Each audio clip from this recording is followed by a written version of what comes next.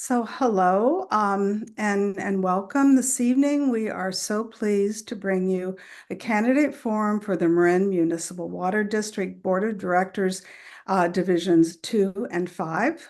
I'm Ann Wakely. I am Secretary of the League of Women Voters, and we're really pleased that we will have Spanish and English for you tonight. You can have Spanish interpretation, and our interpreters are Karina Iniguez and Annabelle Garay, and Annabelle is going to explain to you how you access Spanish language.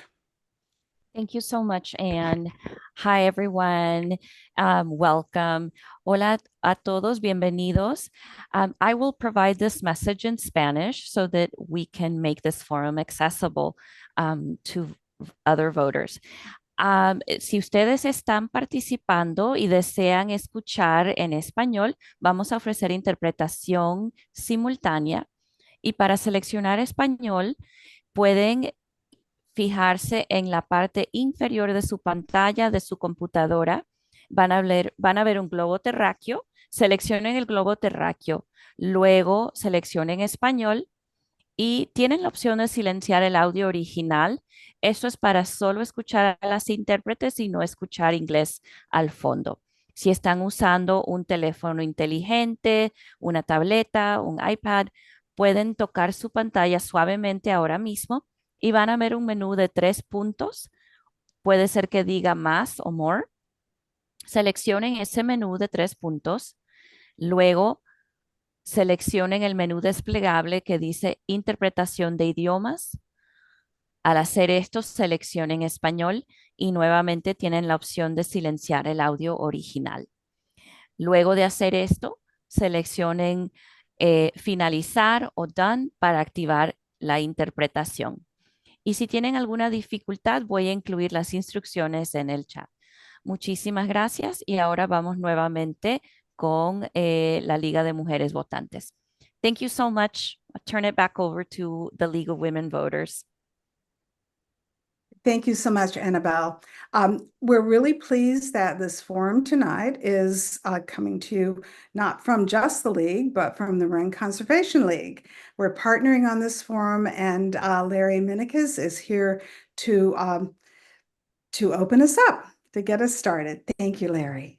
Yes, good evening, and thank you for joining us for the Marin Municipal Water District Division 2 and Division 5 Candidate Forum. We extend a warm welcome to our viewers, whether you're joining us or watching us on Marin TV, Channel 30, or Zoom. And we're pleased to offer this evening's forum both English and Spanish. I'm Larry Minikis, and representing the Marin Conservation League. I would like to extend a special thank you to the League of Women Voters of Marin County for organizing and moderating tonight's event. We are proud to co-host this forum with the League to ensure that voters have every opportunity to make informed decisions in this important leadership role in our community.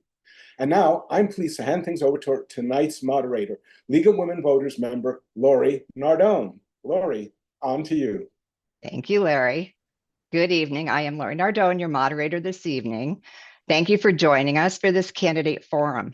Tonight, we will hear from candidates for the Marin Municipal Water District, Divisions 2 and 5.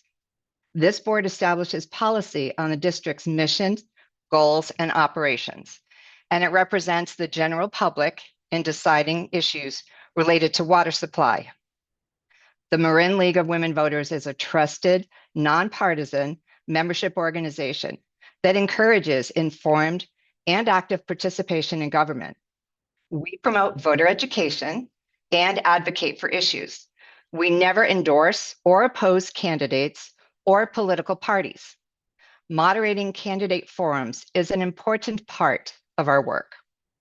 With me are League members Elaine Biagini, who is our timekeeper, and Didi Batory, who is providing Zoom support, along with the technical support team at the Community Media Center of Marin, that we know as CMCM, and Annabelle Garay and Karina Iniguez, who are providing Spanish language interpretation. Gracias. This evening's forum is being simulcast on Marin TV, Channel 30, facilitated through our partnership with CMCM. It's being recorded, and it will be available at our website, marinlwv.org. It will be rebroadcast on Marin TV Channel 30. There are 6 candidates running for 2 openings, 1 in each division. So in Division 2, we have Jack Kenny, Diana Mayer, and Robert Sandoval. And in Division 5, we have Dave Keatley, Dawn Matheson, and Larry Russell. All candidates have agreed to the guidelines and time limits for this forum. Each candidate is invited to make a 2-minute opening statement, and after that, they will each have 1 minute to answer each question. And to be fair, I will rotate the order. So for opening statements, we will begin now with Jack Kenny. And if you can unmute.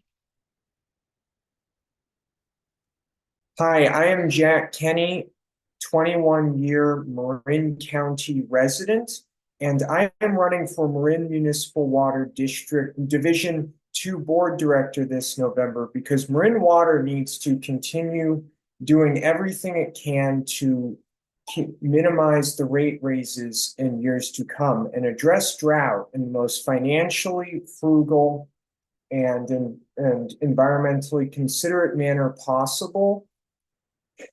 And Marin Water also needs a board director with public land management experience, especially given I think it would be very helpful for Marin Water to start performing range management studies around the reservoirs to give us more accurate data about the concentrations of invasive weeds and how significant the fire risk really is, and also provide the public with more reliable data about the fire risk. And I have a direct experience in public land management. Thank you. Okay, Dave Keatley, can we hear from you next, please? You may. Thank you very much, Lori. Good evening, everyone. Thank you again to the Marin League of Women Voters and the Marin Conservation League for hosting this forum. It's great to be here with you tonight. My name is Dave Keatley, and I'm running for the Division 5 seat. And I've spent 20 years working in agribusiness, where water is a central concern and is important for long-term planning. Additionally, I've served on a water district, the Sierra Lakes County Water District, where I served the public working with a district that provided wastewater services and water services to the community. The most pressing issue before us is ensuring that we have an affordable and resilient water supply for the long term. As we look for solutions, we need a new perspective. Things that have worked in the past won't work in the future. And if they had, we wouldn't have nearly run out of water a couple of years ago. In order to move forward, we need to approach this problem differently. And in my view, we need new perspectives in order to do that. During the last drought, the district found itself underfunded and paralyzed in its inability to serve community needs. The experience showed us that the price of action is more costly than the price of action. Had the district not increased rates last year, the district would have continued to limp along underfunded and unable to solve the community challenges that we have before us. In my view, that needs to change. Water must be affordable. We've all felt the impacts of the rate increases, and especially how dramatically they went up year on year.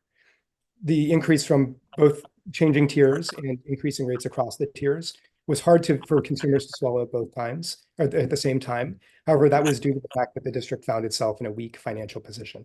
Better planning in the future will keep constituents from having to bear the brunt of decades of deferred action, and regular, clear, and upfront communication with the public regarding challenges, progress, and the investments that we need to make in order to solve for these challenges will help the board be better informed and allow our community to better plan. As the father of a young family and representing other young families in Marin, I don't think we have a greater challenge in front of us. And I think it's important that we start acting now to solve it. Thank you. Thank you very much. Okay, Diana, would you unmute yourself? And you're up. Yeah. Good evening, everyone. My name is Diana Mayer, and my interest in running for the water board started actually about 30 years ago. I graduated Georgetown University and went to work on Capitol Hill for Congressman Henry Waxman. Congressman Waxman was one of the most impactful and environmentally aware congressmen really ever. Through working with him, I got the bug of wanting to do public service, particularly in water and the environment. After the Republicans took over the House, I found myself going to law school and then worked as a public defender for 4 years. So I learned government service. I also learned, I polished up my Spanish. I'm fluent in Spanish today. And after leaving the public defender's office, I began an all-women law firm that has been very successful in providing top-notch legal work and expanding over the years. And it also boasts a wonderful collegial work environment. I have a long history of working in the community, starting from high school. I grew up here. I worked in the canal. I have done a number of different volunteer opportunities in sort of everything under the sun. I think that I'm really blessed because I have so much support from local leadership. Everyone on the water board is currently endorsing me, and 4 out of our 5 supervisors. All of the labor unions I interviewed with have endorsed me, the Women's PAC, the Marin Coalition for Water Solutions, and so on. The issues before the board require a board member who is really good at synthesizing complex issues and lots of information, especially with an eye to finding consensus where none existed. That's a huge issue before us. And that is the work that I do every day as a mediator. My priorities, of course, like everybody else on this meeting, are to increase our water supply. That's our number one most pressing concern. And I think we need to increase it in the short term, and then we need to find a longer term, more sustainable solution. I think we also need to better prepare ourselves for wildfire preparation, and then, of course, figure out access to the watershed and how to do so sustainably while allowing all the groups that want access to the watershed to find a viable way of doing so. Thank you very much. Thank you. Okay, our next person up is Dawn Matheson. And if you can unmute. Good evening. My name is Dawn Matheson. I've lived in Larkspur since 1995. I bought my first house in Madrone Canyon with my fiance, now my husband, who I met at Cal. I received a bachelor's degree in mechanical engineering and materials science with an additional major in fine art at Duke University, and mechanical and civil are quite closely related. And of those non-gearheads, oh, that's what I just said. I then studied computer science at UC Berkeley and worked on a NASA astrophysics project until I got my dream job at Industrial Light and Magic in San Rafael.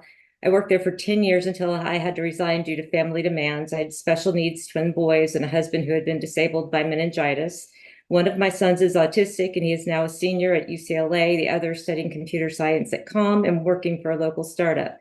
I chose the Water District mainly because of its persistent lack of diversity.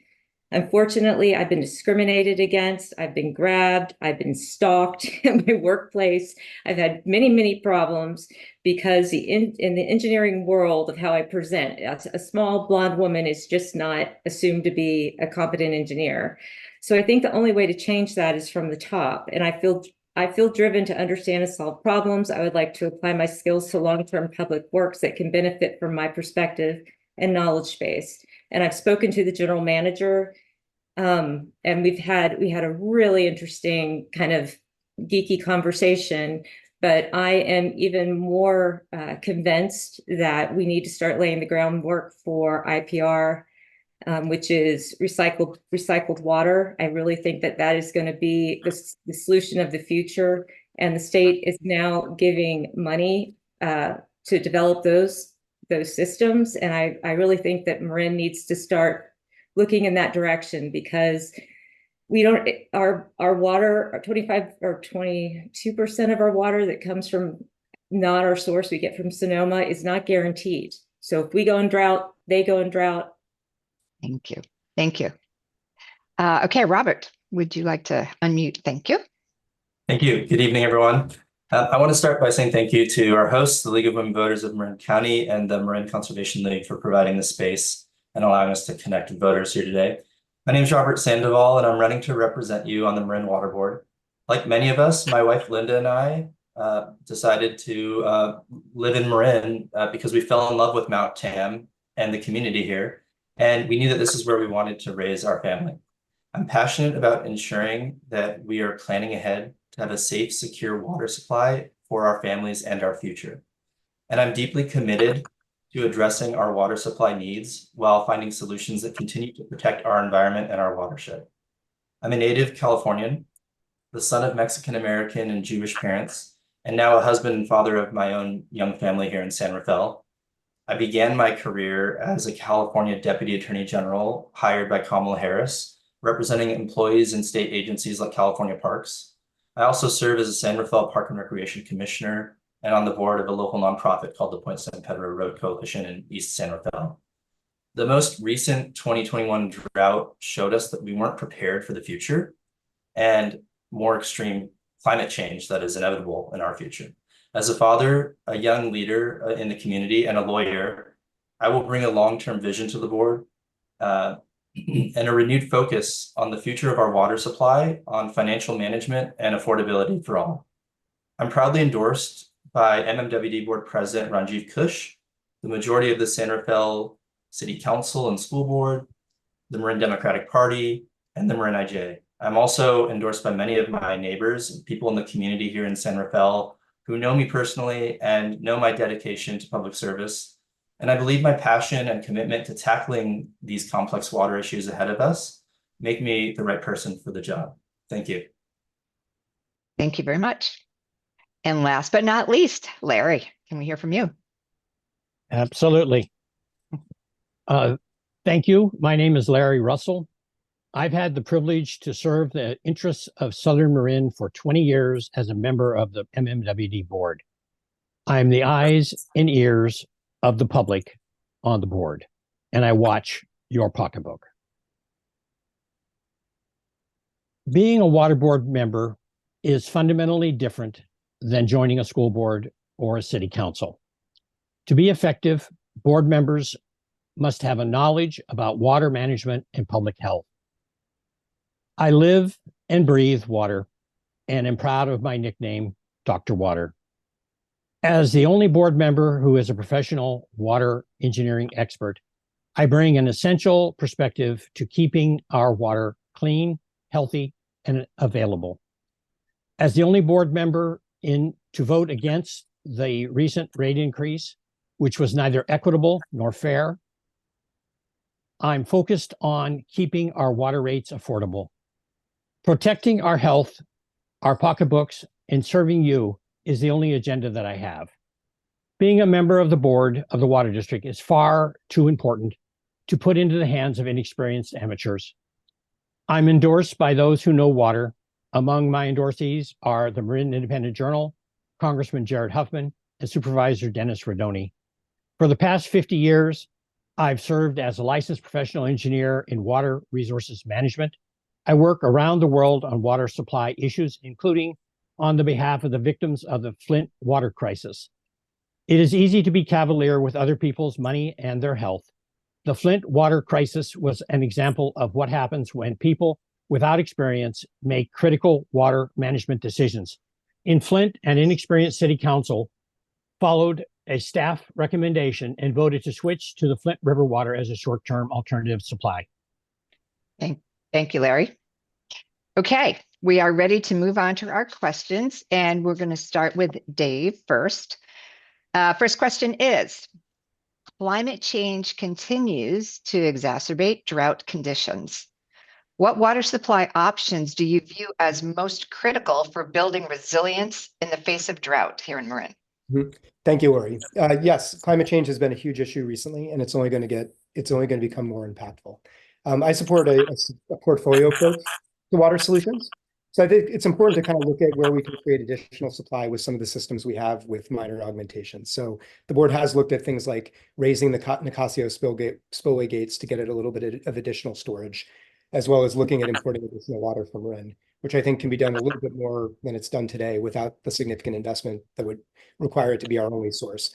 However, I think not only are we solving for a supply that's large enough for our growing population and one that can help us weather prolonged multi-year droughts, but also one that's resilient to other impacts of climate change, such as wildfire. And therefore, I think it's important to also look at closed loop options, such as DPR, which John mentioned earlier, or other alternatives that allow us to reuse water and aren't dependent on rainfall. Because I think not only will climate change make it more likely that we'll see a prolonged drought, but also said earlier, if we had a large wildfire on Mount Tam, our water supply would be severely impacted and we don't have redundancy. Thank you. Diana, and if anyone wants me to repeat the question anywhere along the way, feel free to ask, please. Would you mind repeating? Sure.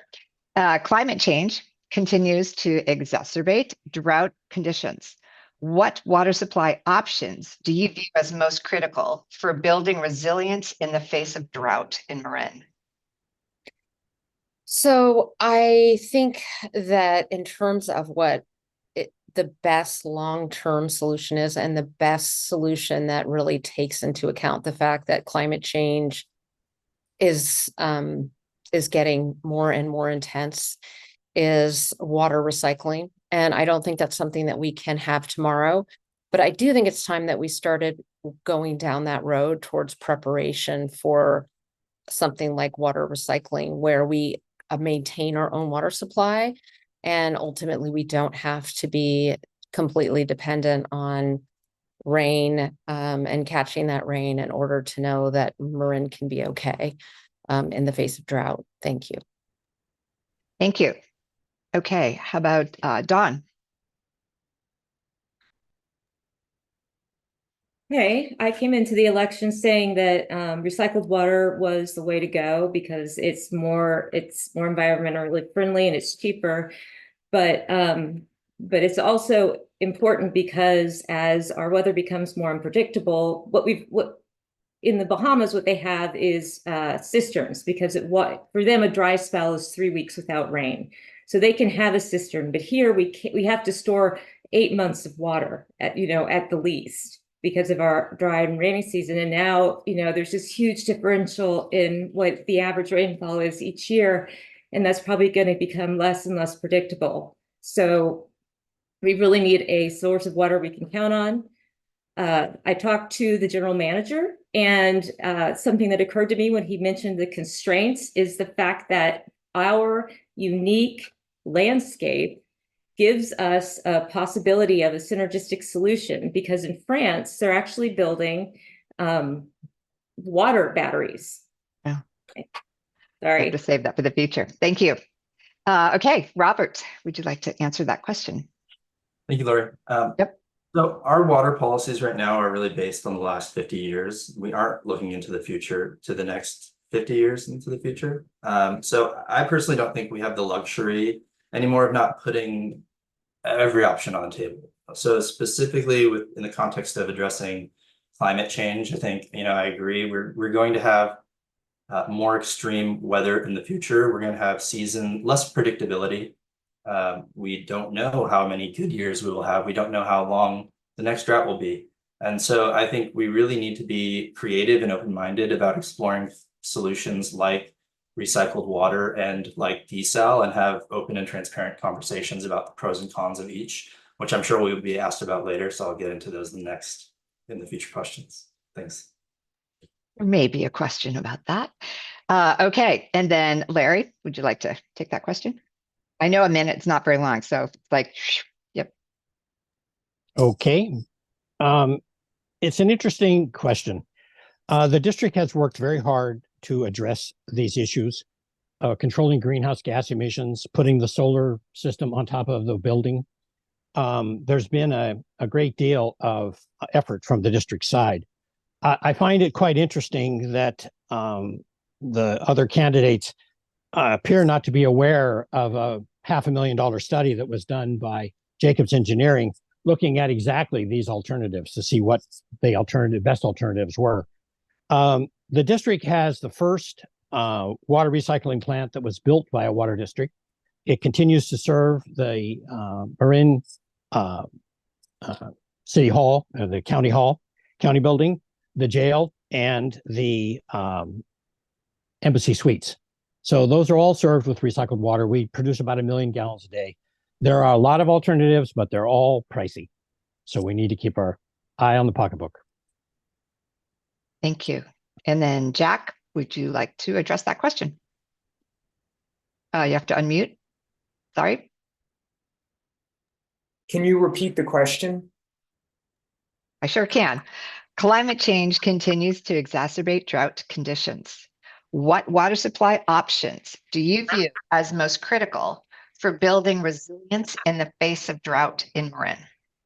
First of all, we do need to understand that increasing the supply is a lot harder than many constituents and even some candidates want to believe.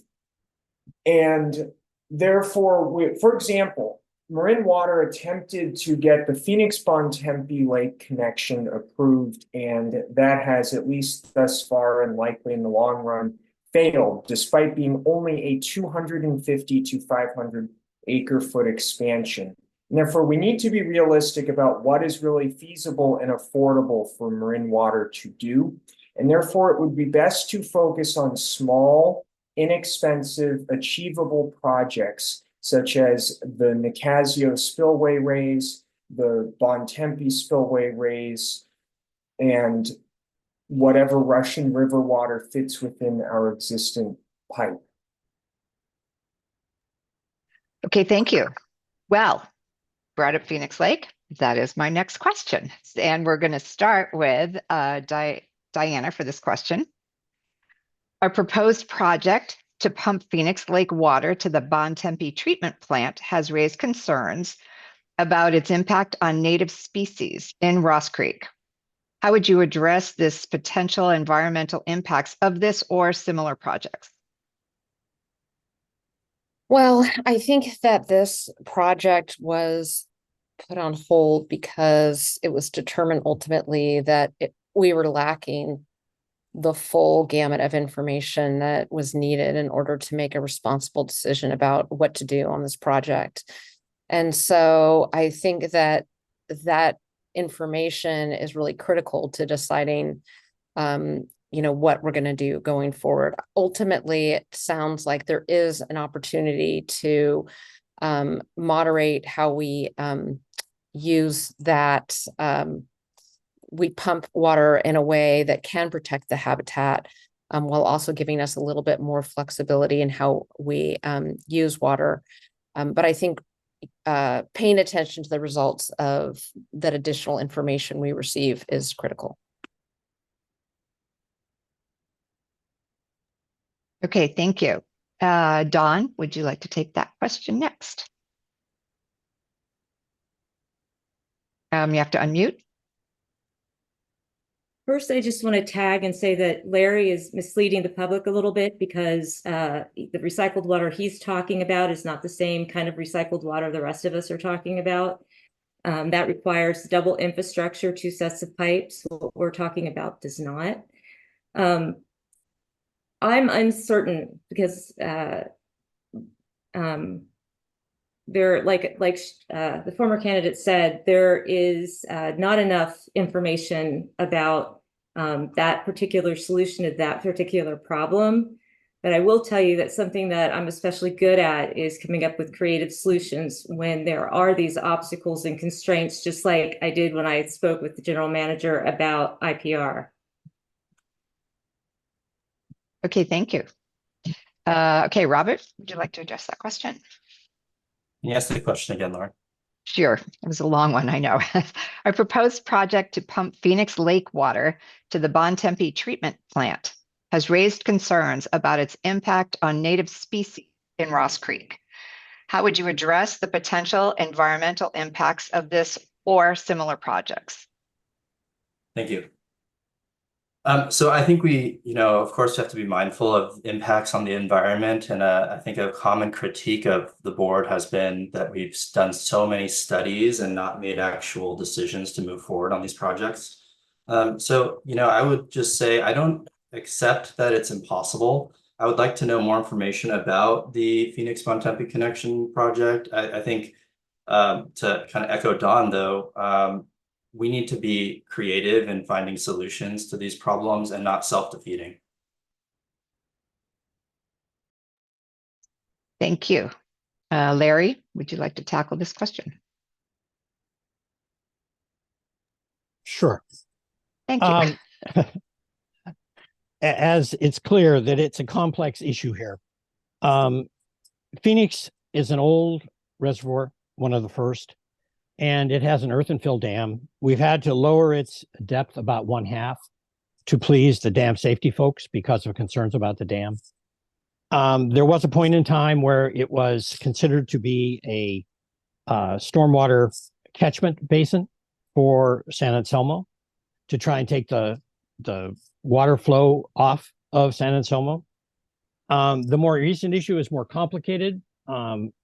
They used a negative declaration to move forward on this one, saying it's just another pipeline.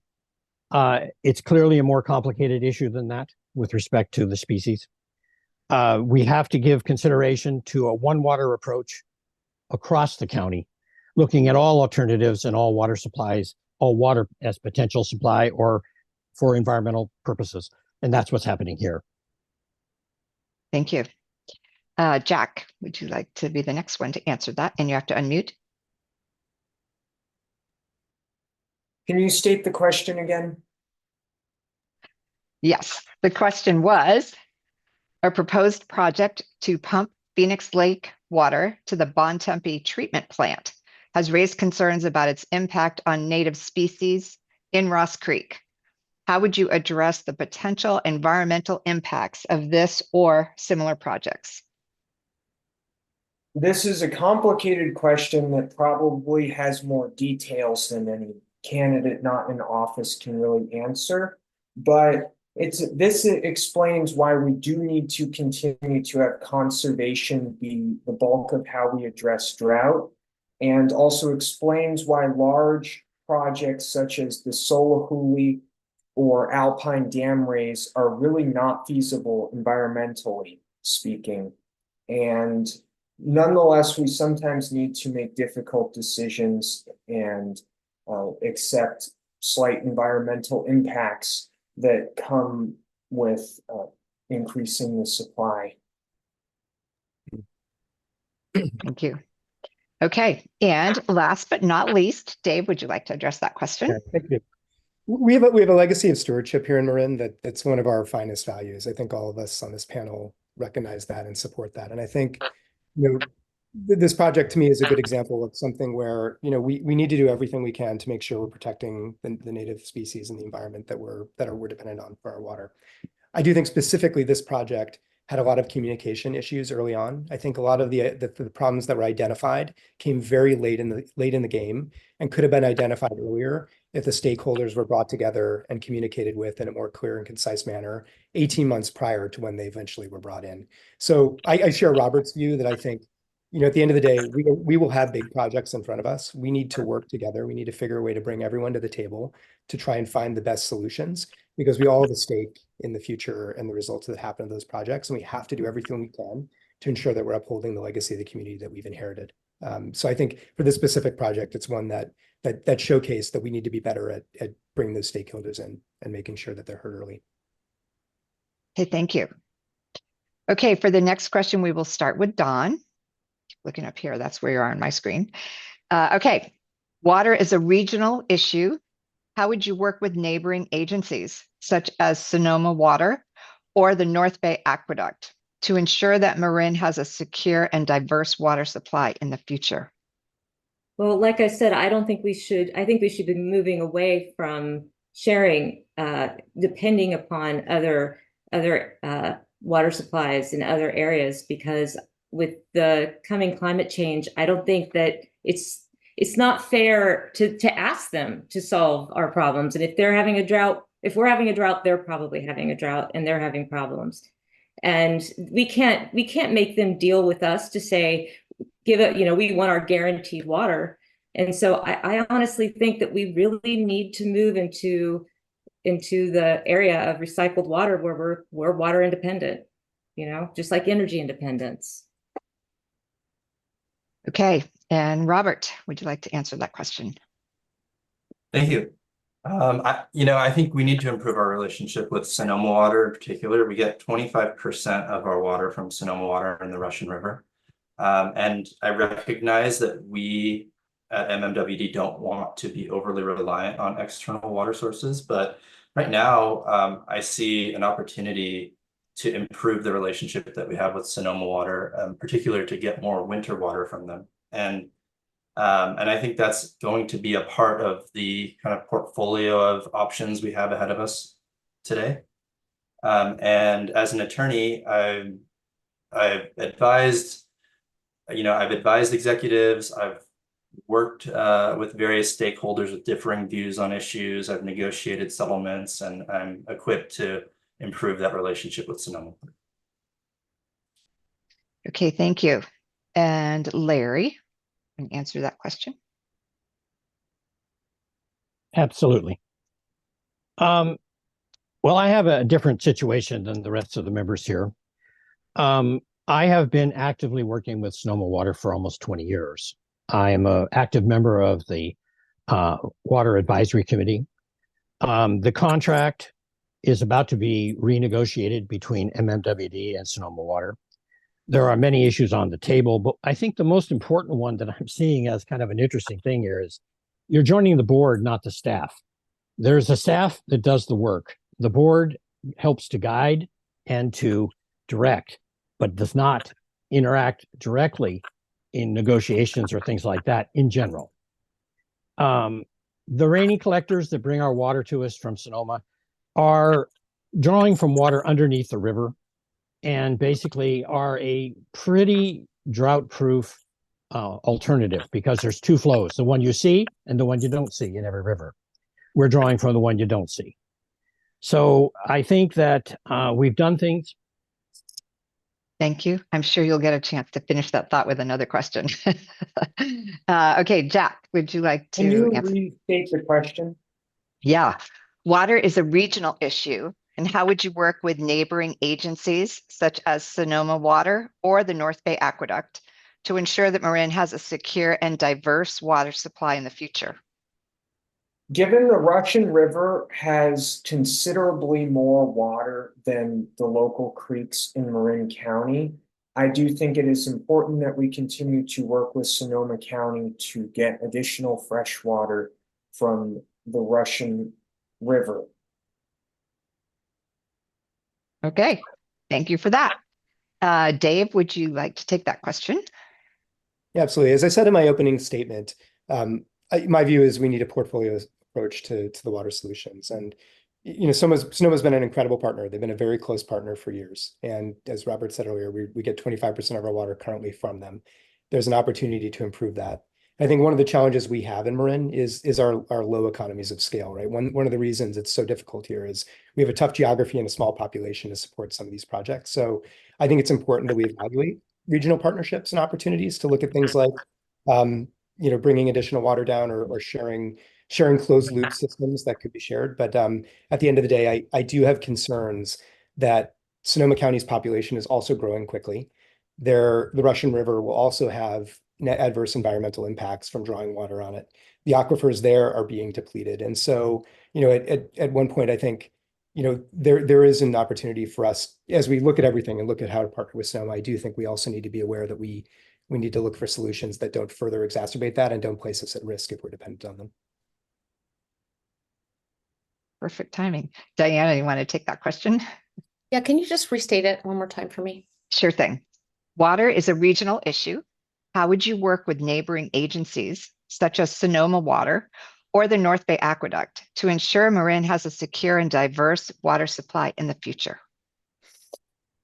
Yeah, well, I will probably, at the risk of being somewhat repetitive here, echo a bit of what has already been said, but I think that short term, that is a good option for us to secure our water supply, because a lot of the things that I think are probably better options net are maybe 10 years out.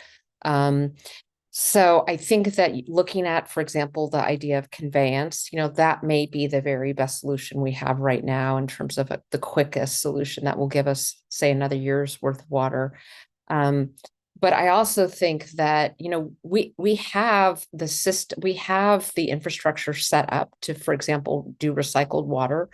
And we could be using our allyship with other regions to learn and see what they're doing and figure out what we need to do to actually, get this going. And so that would be just another way of another place we could share information and resources. Okay, thank you. Okay, our next question, we're going to start with Robert. It's a long question. I'll repeat it for anyone who needs that. One proposal under consideration is the construction of a Marin desalination plant with an estimated cost of almost $300 million and significant annual operating costs. How do you weigh the financial and environmental implications of desalination against other potential solutions? So there's the cost, and then there's the actual process versus process. Got it. Thanks, Lori. So I kind of spoke to this earlier, but our policies have really been, we really need to update our policies here and consider, we just don't have the luxury of not considering desal in my mind. So as you spoke to, there are negatives with desal, cost being a big one. And to address that, I think we need to be looking at state and federal grant funding, for example. I think we need to be looking at ways we can cost share with our neighbors. And if we can address those cost issues, I think it's worth pursuing. And then there's on the flip side, whether or not we want to pursue this as a policy in general is, there's brine, which is which is horrible for the environment. And currently desal facilities are not carbon neutral. They're run on fossil fuels. So I want to look at ways we can address those negatives before pursuing. Thank you. Larry, would you like to comment on that question? I'm guessing yes. Absolutely. Sorry, I have to reload to get that mute button, so it takes me a little time. It's an interesting thing.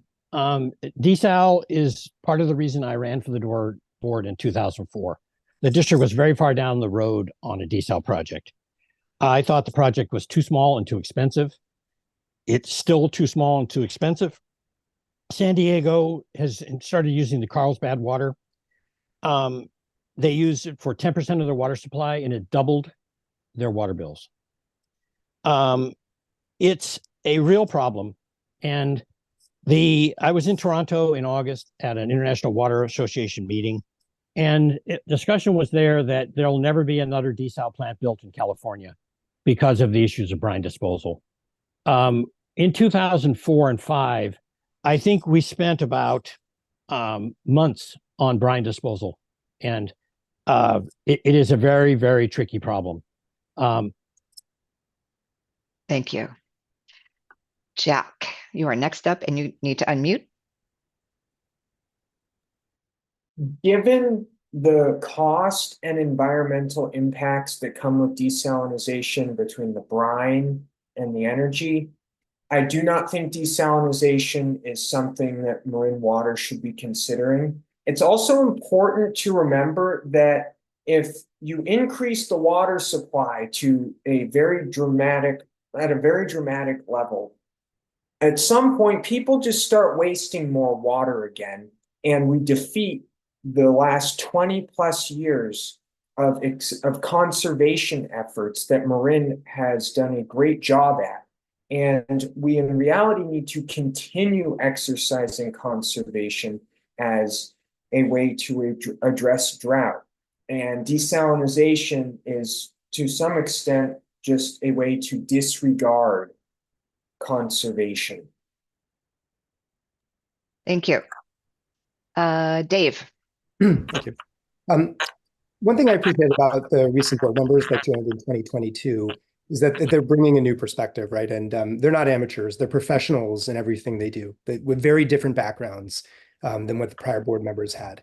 And so they've looked at various options, right? And everything is very expensive, right? I mean, everything from expanding reservoirs that they've looked at to the intertie with Sonoma. And my view, as I said earlier, is we have stewardship legacy that we want to uphold. We have climate change goals that we need to achieve. And we're also in a water crisis right now, a supply crisis that we need to solve. And so we don't have the luxury of dismissing options because of preconceived biases, right? So I think it's important that we go through the process of evaluating each option, including desal, partly because technology is changing and the big shortcomings that we've all identified, right? The heavy saline concentrate that goes into the bay, the high energy costs that are based on fossil fuels are things that may change 10 years from now, 15 years from now.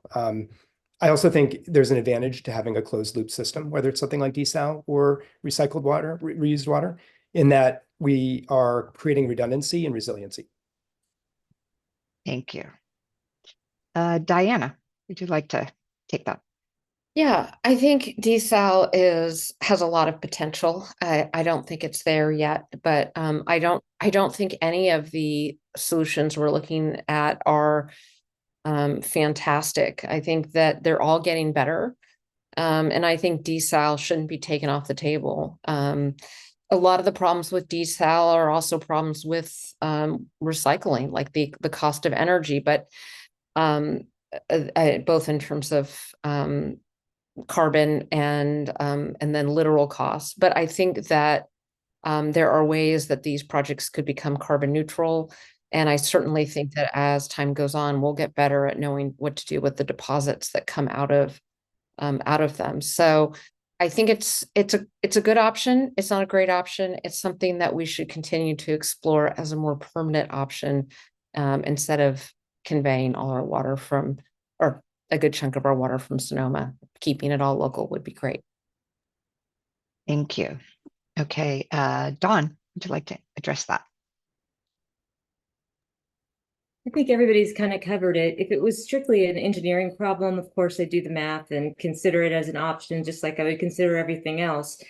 But I don't think that it's feasible as far as getting it environmentally approved and through. That would be my guess, would be the outcome of the analysis. But what's really cool that you can do is, one of the big problems about doing recycled or not direct potable water, but indirect potable water, is that we can use the mountain as a water battery. And so we can actually use renewable energy when we've got it, like the sun is out, to pump the water up the hill. And then we're actually creating energy. And then we might actually end up on the plus side. We might actually end up with extra energy. France is going to a whole bunch of trouble to do this with a big underground tunnel. So, I mean, there are a lot of cool options, and I think I'm a big proponent of looking at all of them, of course, and doing the math like I did. Okay. Thank you. I have two questions that I see are tied together, so I'm going to kind of ask them together. I was stunned to learn that we only have a ratepayer base of 59,000 households for MMWB, which is, I had to fact check that. And the question, I guess, that goes along, the question with that is, how do you address the financial challenges of doing projects? And how would you ensure fairness and affordability, particularly for low income and fixed income residents? Because those have to be tied together, or in my mind they are. So we're going to start with Larry.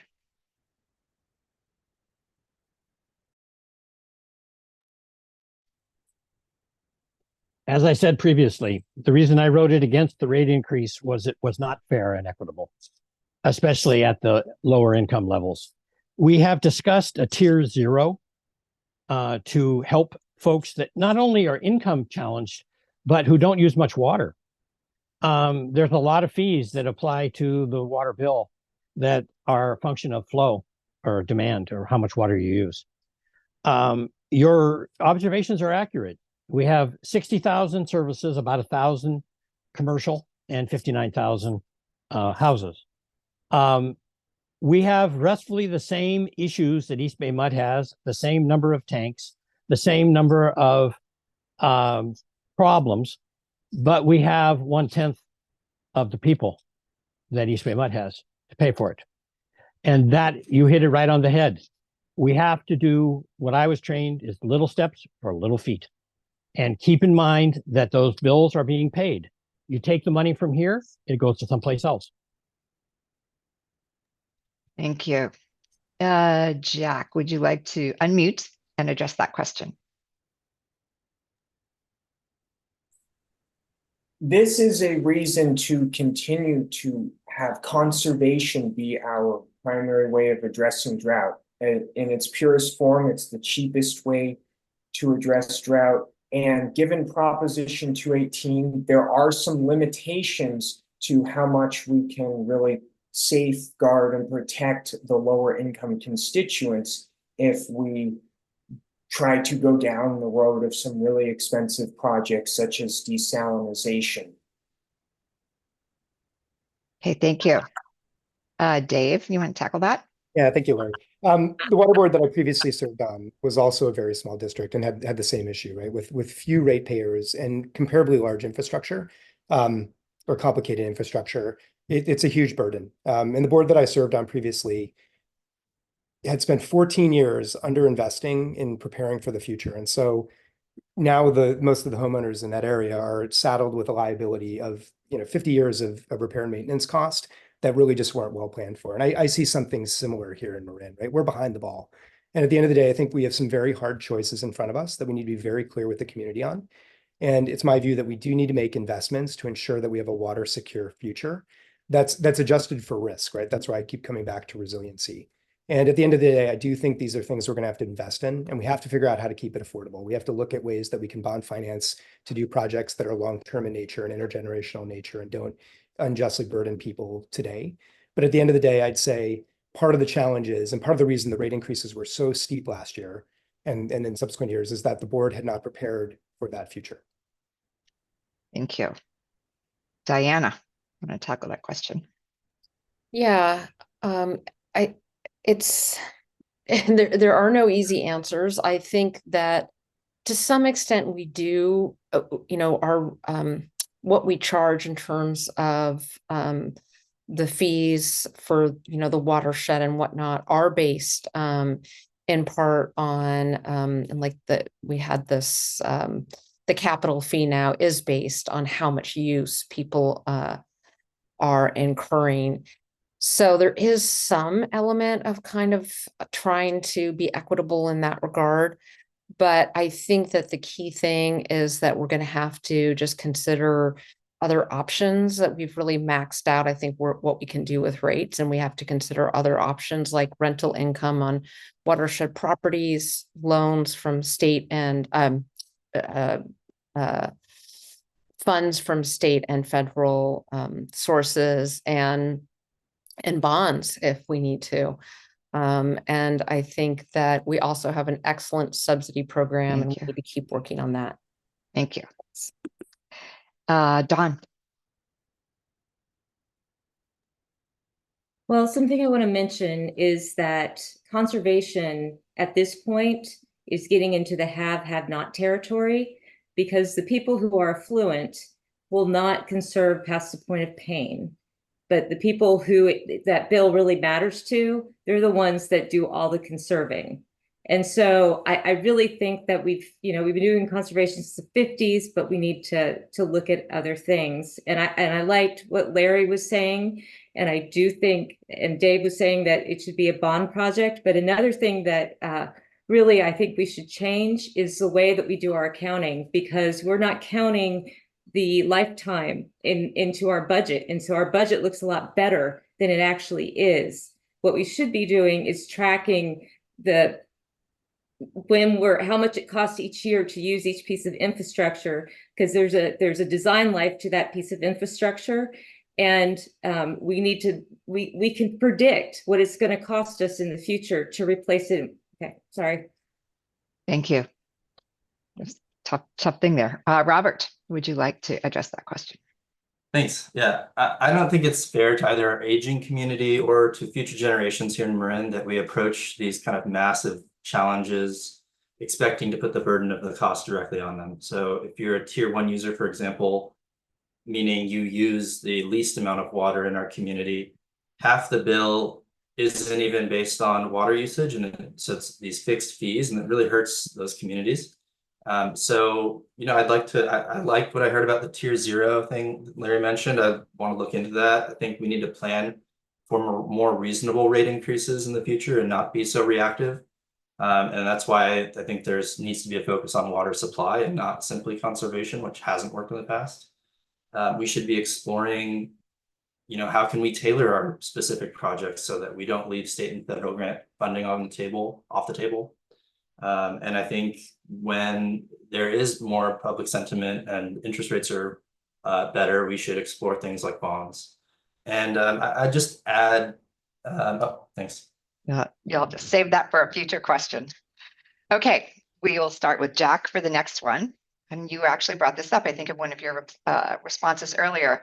What is your position on raising the water level of the Sulahuli Reservoir? I am opposed to raising the water levels at Solahuli Reservoir. First of all, there's water quality problems that have been an issue up at Solahuli, which could invite more costs and issues that would come with increasing the supply of that dam. On top of this, it's a very expensive project that will, whether we like it or not, at some level, hit low-income constituents who use very little water negatively. And it's also very environmentally destructive to raise a dam to such an extent, and will start to defeat some of our conservation efforts of the past. So I'm strongly against that dam raise project. Okay, Dave, you want to go next? Again, it's my view that we need to keep an open mind to all the solutions before us.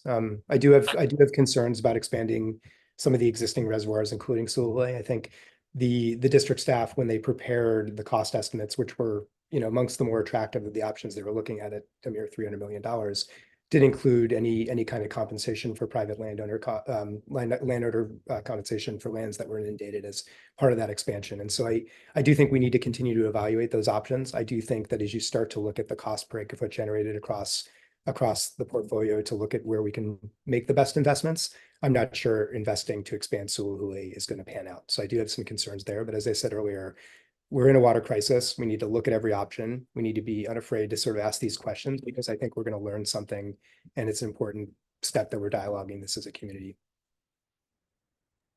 Thank you. Diana, you want to tackle that one? Yeah, I too have a lot of concerns about Sulahuli, including the fact that there is a lot of public opposition to it, and that's obviously something that needs to be taken into consideration and considered very seriously.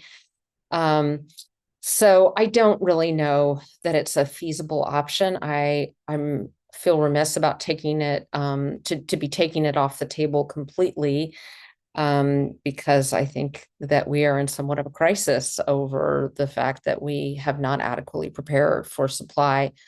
So I don't think, I can entirely say, no, I don't think that's ever going to be an option, but I think right now there are probably ways to do it that will have less of an impact on the surrounding areas, be a little bit less expensive, and might give us more increased capacity than Sulahuli. So that's where I stand right now on the issue. Thank you. Dawn, you want to answer that question? I haven't done the math on that particular question, but one of the things that I would really like to know is when that dam needs to be replaced, because that would definitely figure into the math of whether it should be augmented or not. And like I said, I don't think increasing supply is the answer to our problems. Thank you. And Robert? Thank you, Lori. I would echo, I think, Diana, where, at this stage, I think it has to remain an option. I know there's concerns with it, but we, in my view, since 2022, we've had a mandate to really increase our water supply in the district, and I wouldn't want to take that option off the table right now as a candidate. And so with that in mind, I think we should work with our various stakeholders to make sure that we can do these projects transparently, cost effectively, and in an environmentally friendly way while comparing it with the other alternatives. We do have 7 reservoirs, so if it turns out that Sulahuli is not the right one, I mean, there are other options, and we just have to be open-minded and creative here. Thank you. And Larry?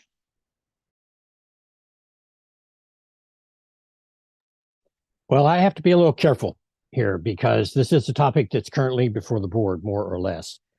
But with that said, the issues are clear. The people in West Marin have given up a lot already to the reservoir. The cost of raising it is over $350 million, not developed by staff, but developed by consultants who are hired specifically to do this. It's about half the price of any of the other reservoirs. But please keep in mind that in 1919, the Water District did a survey. One half of the citizens believed we needed a new water source. One half believed we could conserve our way out. We repeated that survey in 2019, and guess what the results were? One half the people believed we could conserve our way out. One half the people believed we need a new water source. So the point is, this is a technical scientific question, not an emotional one, not a rub your tummy kind of an issue. It has been looked at hard. And will continue to be looked at, it sounds like. Okay. For the next question, we're going to start with Dave. Since the allowance of e-bikes in the watershed district was recently approved, how do you envision having an effective road sharing plan while also ensuring that there won't be any negative impact on the watershed? It's a couple themes I've touched on earlier tonight. So as I said earlier, we have this legacy of stewardship in Marin that is crucial, right? It's why my family and I moved here. It's why I think a lot of us love living here. And so that, as well as the mandate to make sure that we're maintaining a clean water supply is crucial. And we shouldn't be doing things that are going to jeopardize that. What I do appreciate about the pilot study that was just approved by the board a few weeks ago is that it's an incremental plan. So it opens up a few trails, both to single track use for bikes as well as e-bikes. So it's kind of this joint study. And it's a 2-year pilot study. So there's an opportunity to look at the science, to look at the data. And I also think it's a huge opportunity to bring, as I said earlier, for other topics, bring stakeholders together. I really think most of the issues we face are a lack of ability to get the right people in the room and make sure those communities are talking to solve problems together. So I think, again, I don't think this is a problem we can't solve. And again, after 2 years, it may also turn out that the pilot study hasn't been a success and the brakes can be put on it at that point. But I do think it's important as we're designing whatever the future of Tam recreation looks like, we're working together. Thank you. And Diana, I'd like to address that. You need to unmute. Sorry, can you repeat the question? Yes, let me find it. Since the allowance of e-bikes in the watershed district was recently approved, how do you envision having an effective road sharing plan? Yep, we got hikers, we got horses, we got e-bikes, while also ensuring that there won't be any negative impact on the watershed. No small task. Yeah. Yeah. Well, I don't know how realistic no negative impact is. I think probably anything that is novel, and where there is a pie that people are to some extent feuding over probably has some negative fallout. But I think that the key thing is to really look at what the results we get out of the pilot program we're doing and carefully study those results and follow those results. So, for example, it may show that really the best thing to do is to have it, assuming that we can find a sustainable way to have more mountain bikes on more trails, have those trails either be just mountain bike trails and e-bike trails or hiker trails. But I do think wherever we have mountain bikes, e-bikes are going to shortly follow, and probably in a lot of ways, to be equitable, should follow. Thank you. And Dawn, would you like to take on that question?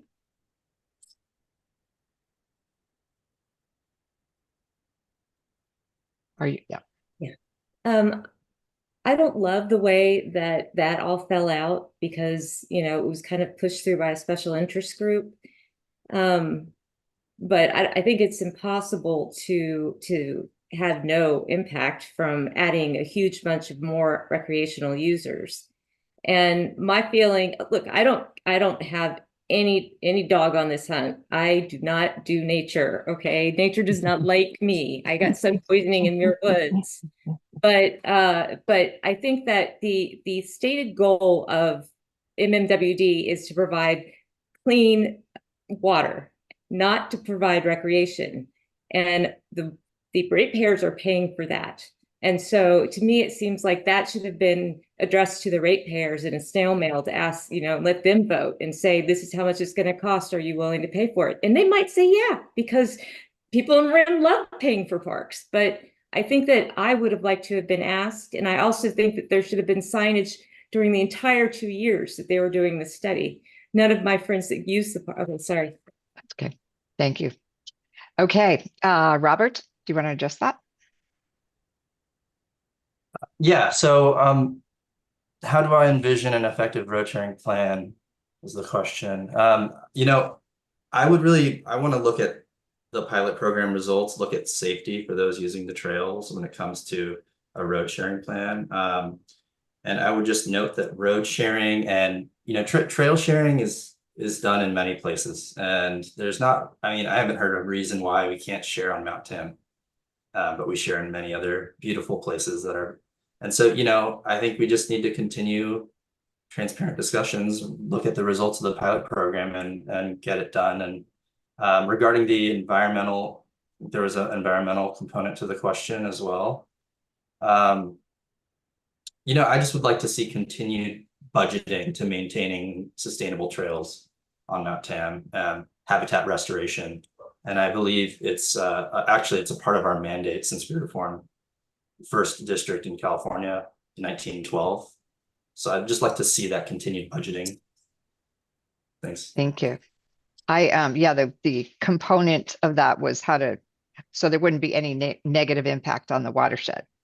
So I'll let Larry adjust the, you're ready for this. Okay, have at it. Oh, ready. That's an interesting question. Been working on this for 20 years. It's a really tricky area.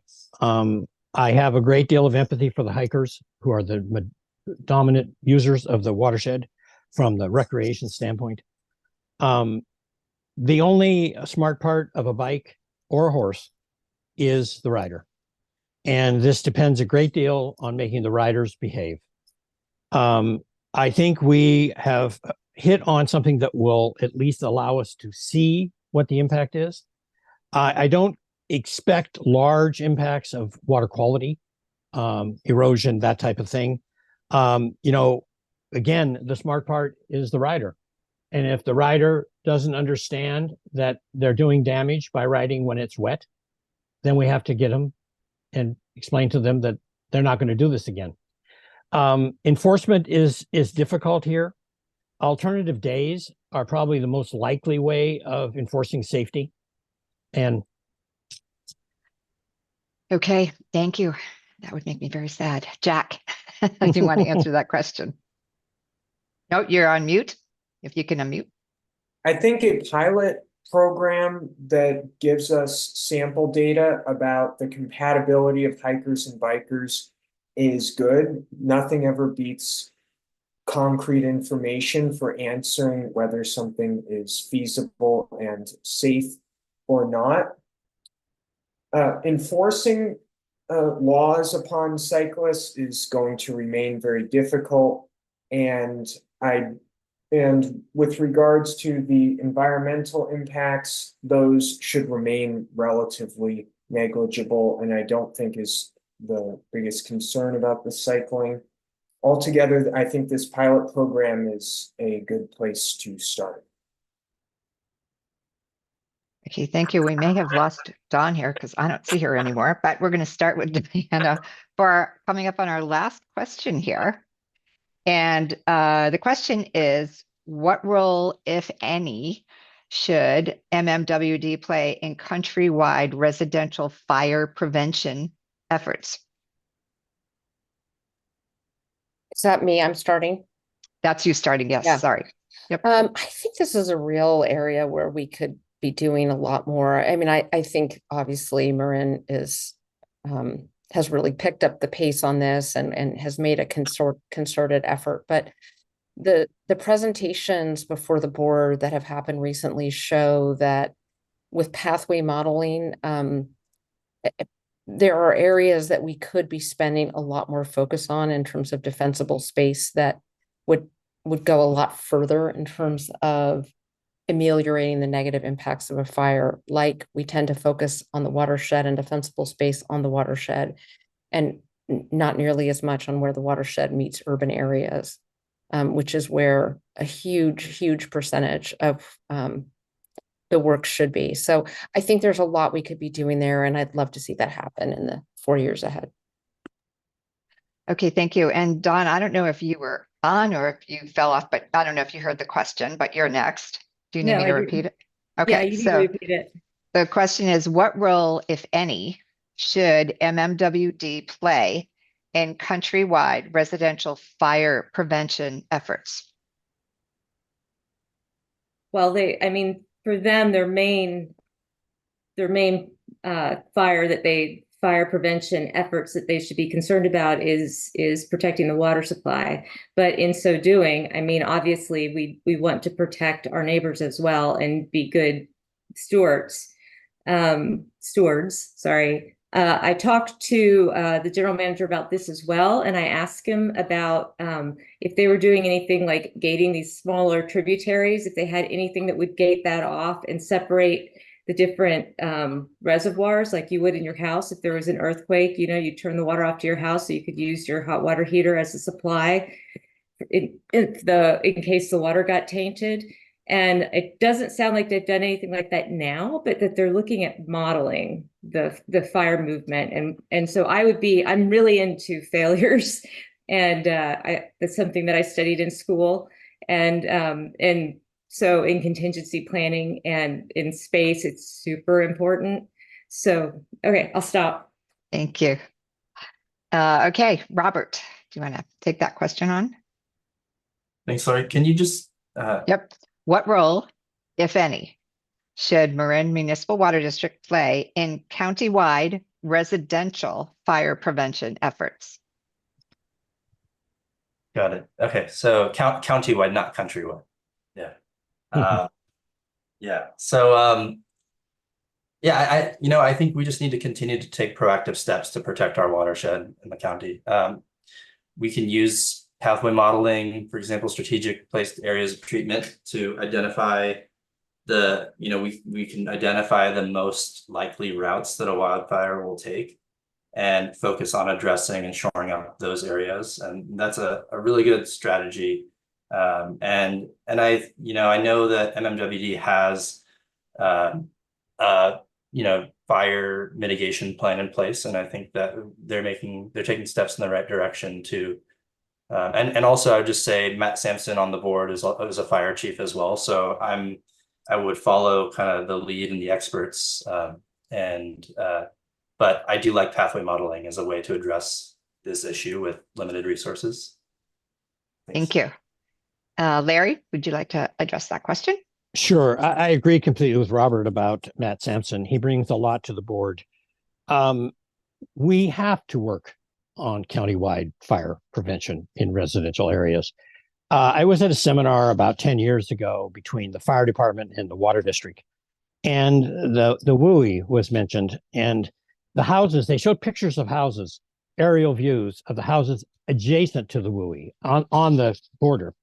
And you could see the growth. They were ignoring the clearing areas around the house. And basically what the fire department said is that it would be physically impossible to put a fire out at their house because the house would be so engulfed in flame. By the time the fire department could get there, the game's over. So the responsibility here goes primarily to the homeowner, who has to keep a defensible area around his home or her home. And that's the key to this whole thing. The controlled burns are coming back. Yep, we could talk about that a lot longer, I know. Okay, and Jack, would you like to unmute and answer that question? Could you ask the question again? Yep, it's what role, if any, should MMWD play in county-wide residential fire prevention efforts? Most of who's responsible for fire prevention methods on residential properties are the homeowners. I like how the homeowners are responsible for noticing leaks on their own property. They're also responsible for making sure to have their home be fireproof. So in the end, it's mostly about the homeowner. Nonetheless, Marin Water should most definitely continue to educate homeowners in ways that they can about how to make their property as fireproof as possible. Okay, thank you. And Dave, would you like to address that? Yeah, the district has a central role to play in ensuring that a large fire doesn't start on the TAM watershed and then spread to residential areas. So while there's some onus on homeowners to make sure their home is fire guarded, fire safe, the district has a huge role to play as a big public land manager. And this is a great opportunity in my mind to work with federal partners, state partners, Marin County Open Space to kind of manage these things differently and together. The district has been started in the last year, done a lot more to mitigate wildfire risk, working with Marin County firefighters, and the grant that they secured, the district was able to treat about 1,500 acres this past year, and that include, creating fire breaks, clearing brush, broom removal, things like that. I think, those do come at cost. So if there's opportunities to partner with other agencies or look for sources of funding, I think it's things that we can potentially accelerate. But I think it's a huge opportunity that Marin Water has to play. And voters made it very clear that fire risk is something that's very crucial to them. As well as I said earlier, it's one of the biggest risks that we face to the watershed, and the risk that our water supply has in being exposed to wildfire and the impacts it would have on the reservoirs. Great, thank you. Well, this concludes the question portion of the forum. So before the candidates make their closing statements, I want to share some key election information. Slide 1, please. Here are some important dates. Hopefully you're seeing that.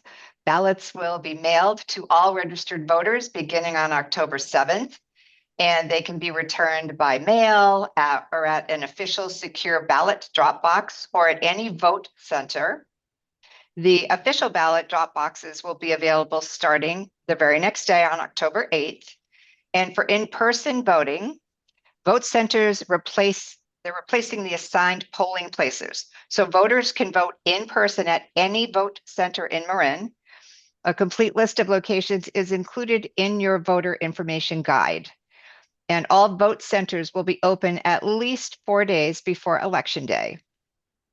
October 21st is the last day to register online to vote, but after this date, you can still register, but only in person. And November 5th is Election Day. Everyone has to get out and vote. Mailed ballots must be postmarked by this date, and vote centers will be open until 8 p.m.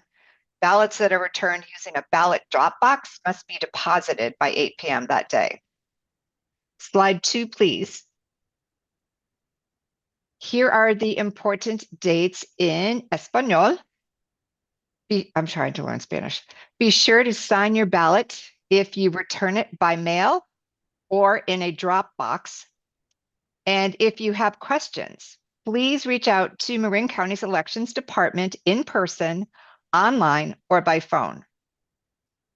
Slide number 3, please. There are many online resources for election information, including the League's website at marinlwv.org. Another helpful League of Women Voters resource is vote411.org, which is an online tool that provides information about what's on your ballot. So candidates are invited to enter their information. Voters can get a personalized list of candidates, including their biographies and their top priorities. And you can also find information about local ballot measures and more in both English and in Spanish. We encourage you to visit vote411.org. Thank you. And now the candidates will make closing statements of 1 minute each. We'll go in reverse order of the opening statements. So we will start with Larry. Okay. Well, one thing I'd like to add is that we have a wonderful thing called Fire Flow program. It is a fee that's paid per house, and it has done marvelous things to open up the fire hydrants, the flows to the fire hydrants, which is a critical aspect of fire insurance. On average, drought restrictions occur once in 5 years or so. How much is it worth to decrease the frequency to once in 10 or once in 20 years? Is it worth $500 million? The modifications being proposed by the district are a form of insurance, nothing more. How much do you want to spend to decrease the drought recurrence interval? At Berkeley, the #1 engineering school in the world, I was taught that proper engineering is doing the most with the least. Experience matters. Please vote to re-elect me in November. Thank you. Robert? Thank you. As a father of a young family, looking ahead at the legacy that we leave our kids in the next 50 years, I can see no more critical issue than how we plan for an affordable, reliable, and safe water supply while we protect our environment here in Marin County. I bring several important qualities to the table. First, I'm willing and creative. I think we face complicated issues, but they are solvable if we're willing to think creatively, ask the right questions, and make tough decisions. Second, I represent the next generation of young men and women moving into Marin and starting families, as well as the growing number of Latino citizens in Marin County. We need diversity of thought and perspective on the board. And third, I have a track record of public service and accountability and of building trust in the community as a former California Deputy Attorney General and currently as a San Rafael Park and Recreation Commissioner.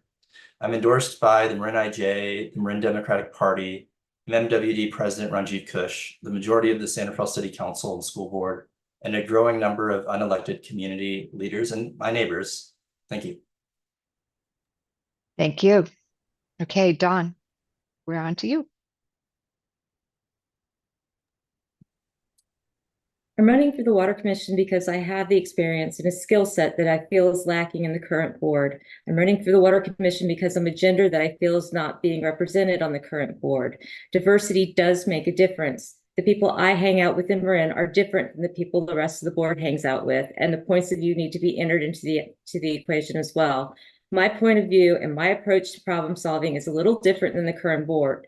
I've listened to a lot of closing statements in my brief tenure as a candidate, and there's this word consensus that comes up every time. Consensus is a lot easier to obtain when the decision makers are all from a similar demographic. If elected, I look forward to getting to know people from the ground up who deliver the clean, potable water we take for granted until something awful happens and we start feeling some pain. I've been a firefighter all my life. Something I'm really good at is asking questions about potential failures and lost efficiencies in the system. And something that I also want to mention that I found out and I want to share it with everybody in case I don't get elected is that the line people, I'll stop.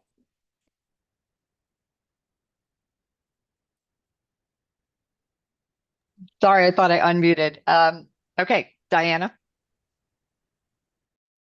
Probably every other day or so, somebody asks me why in the world I'm running for the water board. It is going to be a tough 4 years ahead, and we have really hard decisions in front of us.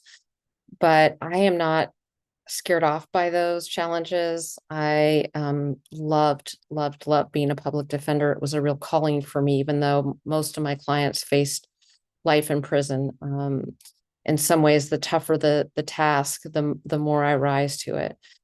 And I know how to run a business and make the hard decisions that need to be made, just like we need to do for the water district, all while paying attention to the bottom line and not creating destruction in my wake, but keeping a positive culture. I echo Dawn's sentiments. The representation of women on the water board has been shockingly low. We've only ever had one long-term female water board member, and there's no women on the board right now. So half of the population deserve to have representation there.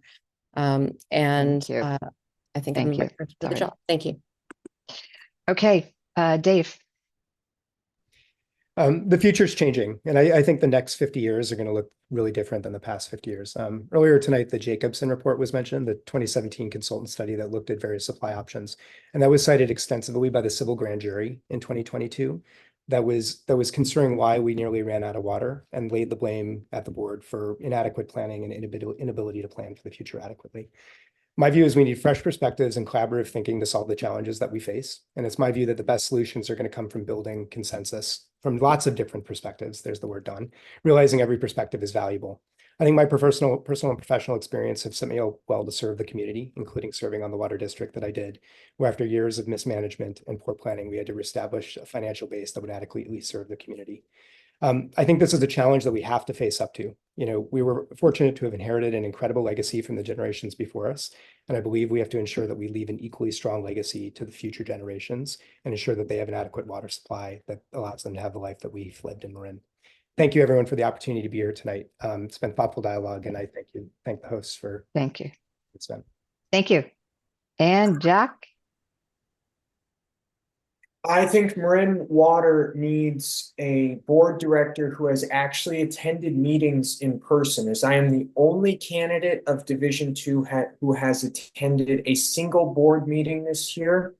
And that gives me a much greater degree of knowledge of what's been going on at Marin Water day to day over the last year. And Marin Water also needs someone with a public lands background, given the importance of fire and negotiating with constituents about what is how to make everyone get along at the watershed. Thank you. I have some closing remarks, but I just want to say I think you're all amazing, truly.